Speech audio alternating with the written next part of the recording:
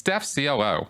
I was watching one of your videos recently and thought, have we ever discussed R&D volumes? I recall reading through these after watching The Matrix and thinking, my God, the old man was right. What with his descriptions of bodies in pawn, etc. Is this even something people talk about in modern Scientology? It seems like one of those series of volumes that never gets talked about. There was some crazy space opera in those. Hey, thanks for this question. And yeah, the R&D or research and discovery volumes were a gimmicky idea on the part of Scientology marketers to take all of Hubbard's lectures, whether they had been released on cassette or CD or not, and release them in chronological order in a series of books called the R&D volumes, or the Research and Discovery series. And this was even on a subscription plan for a while until the whole thing tanked after I think they got up to about number 20 or something.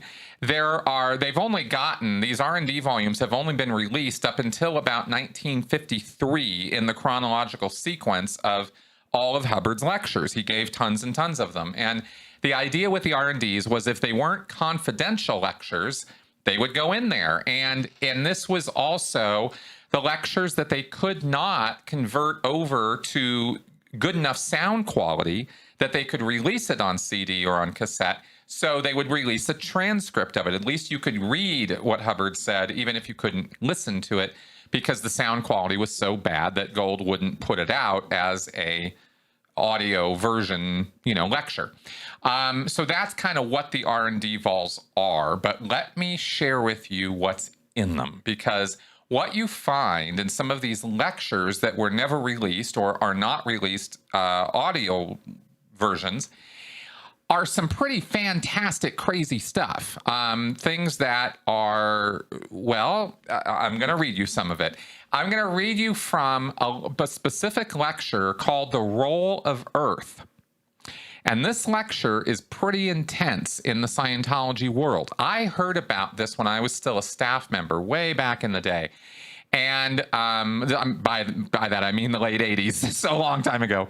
And I heard about it, but I could never get the lecture or get the transcript until it finally was released many years later in this R&D volume. And they haven't produced any new R&D volumes in well over a decade. I mean, this was supposed to be a thing, maybe 20 years. This was supposed to be a thing where they were going to release them all, and it was going to be a subscription plan, and they were going to release one every month or two, and they were just going to pop them out until they were all done. And that whole project just got totally canceled when the whole golden age of tech and basics and all the revisions and everything started. So anyway, let me share with you from the scriptures, because I think you guys might find this kind of interesting. There are two things in this lecture, and this is the kind of stuff that really electrified me when I was a Scientologist, because as Steph asked in the question, this is like the Matrix. There's information in this lecture from 1952. And you never hear Hubbard give this lecture because the lecture is not publicly released. But you can read it. So I'm going to read you two parts of it that highlight two points that I actually believed were true when I was a Scientologist, and now wonder what was wrong with my sanity that I ever thought that this was worth looking into. Here is literally how the lecture begins, because it's some lectures that were recorded in the early days before Hubbard sort of formalized the process. They just start recording, when he's mid-talking, kind of introing the lecture or giving a little beforehand stuff. Anyway, here is how this starts. Okay, this is Hubbard. A Thetan can go over and take possession of the body of, let's say we want to influence the premier of Bukwupistan, some made-up country, Bukwupistan. So we boot this Thetan out and make this Thetan go over and knock out the Thetan in the wife of the premier of Bukwupistan. And then we're holding the body of the person that we send over there, and they're still connected and in communication with this body. At which moment, pretty wild, and then it kind of goes off, ... Pretty wild stuff to walk into suddenly. Laughter. So we simply monitor now. All of a sudden, we find we're able to monitor the wife of the premier of Buck-Wapistan with great ease. And we get her into a tremendous affair with a court chamberlain, you see, and we just get things swirled up like a fire drill. And the next thing you know, he's dispossessed. They say his rent's up on Buck-Wapistan or something of the sort because of scandal, because of this, because of that. It's a very neat political maneuver. Okay, now if none of that made sense to you, and it shouldn't necessarily have, let me translate. What Hubbard is suggesting here, or what he's actually saying, is that in the past, people on a planet, let's say a civic leader or a president or something, could be influenced or could be controlled via his wife, the wife of Buck-Wapistan, by sending an agent in the form of a thetan, a disembodied thetan, who is sent to the wife, kicks her out of the body, just takes, as a thetan, she just kicks her out. And this new thetan takes over the body and is now, to all intents and purposes in the physical world, the wife of the minister or the premier of Buck-Wapistan. And as the agent provocateur hiding in this body, unbeknownst to anybody else around, this wife can then start an affair, create a sex scandal, and get this premier kicked out of office because of all this controversy that they're generating. And then when everything's gone to hell, that thetan takes off. And maybe the old thetan was suppressed, or maybe they were kicked out, but they are then left with the consequences of all this. And the original thetan who was running the wife doesn't even know what happened, and of course didn't do all those horrible things, but is now blamed for all of it and probably goes nuts. That's not particularly laid out in this quote, but I'm just saying this is how you could create political unrest or turmoil, knowing about spiritual entities or thetans, knowing about how thetans are and how they control bodies. And if you had that kind of knowledge, then you could create this kind of problem. And Hubbard said that this is the kind of thing that goes on in the universe at large. And it doesn't happen here on Earth by Earth politicians or by anybody here on Earth, because we're all so ignorant and stupid and don't know anything about thetans or how all this really works. But other areas in the galaxy do. And so they use this information to their advantage to create, political unrest, that you could carry out political assassinations. You could do almost anything if you could take over other people's bodies. And that's the idea here. So this is how he starts the lecture. And then people are like, oh my God, what? This happens? And Hubbard's talking about this as though it is absolute fact. Okay, let me read you something else. And this is going to be a little insightful for you, because he also talks in here, in this quote that I'm about to read you, about how Hubbard would audit people. And remember, I've said that Hubbard would ask leading questions and be very evaluative and tell his people, his pre-clears, the people he was auditing, what to think about their case, what to think about their own past. Well, I'm going to give you an example of exactly what I was talking about there. This is Hubbard talking now. Quote, I took a little girl one night during a demonstration and put her on the e-meter. And this little kid, I started to question her. And I was going to ask her about something just to show the class what the series of questions would be about current life. And the next thing you knew, this little kid was shaking in such a degree that the chair legs were rattling against the floor.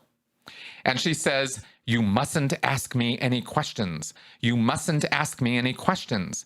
You mustn't, you mustn't, you mustn't. She was going all to pieces on the thing. And I said, well, of course, it's perfectly all right for me to ask you questions. So on. Where are you? And she said, I'm sitting before a big panel. And she says, I didn't used to sit there. I'm sitting there right now. That's me. I sit in front of this panel. That is my job.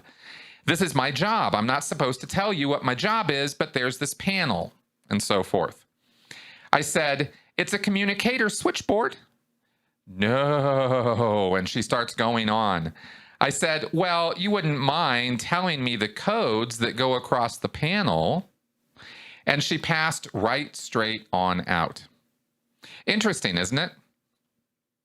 She'd never heard of bodies in pawn or other governments or invader forces or anything of the sort. So I snapped her around and carried on with the rest of the questioning and was simply able to do so because I happened to know, this is a very funny thing to say, but I happen to know her commanding officer. And gave her, silly, isn't it? And gave her the messages which had gone across her panel an hour before, at which moment she immediately quieted down. And she says, well, I'll probably be taking all the pieces in the morning. And so I said, no, you will not. And she wasn't. But she was a communicator who was running a communications switchboard. Now, another time, just to give you a consistency on this, another time, in front of a class much as this one, I picked up a girl, put the electrodes in her hand, and started to ask her about this and that, and we find her sitting in front of a communication switchboard. Girl knows nothing about electronics. If you told her to describe to you how to answer a telephone, she would probably bog on it a bit. And yet, she's a communicator. She's a communicator in a system known as the space stations. The space stations exist out here in the solar system. They use the asteroids. It's a very peculiar system. This solar system has a planet which is broken up, the asteroid belt. It gives a low gravity platform for takeoff and so on, and that broken planet is of considerable interest as a space station. That is to say, a galactic jump. Now, there aren't any planets up at this end of the galaxy which form a good galactic entering spot for incoming transport and other ships. But this beautiful broken up planet here with a light gravity sun and so on makes a very ideal spot. And as a result, this area of the solar system got into prominence. It got into a little bit of prominence, and it's slightly a bone of contention. And there was the fourth invader force was here. The fifth invader force came in to use this area, and the name of this solar system is Space Station 33.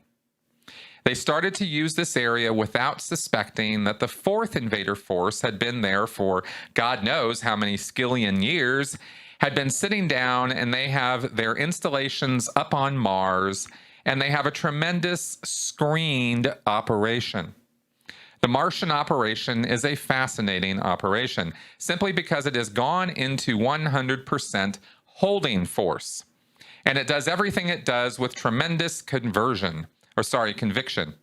It's sitting behind a defense screen of enormous size, and it's practically impossible to penetrate that except as a Thetan.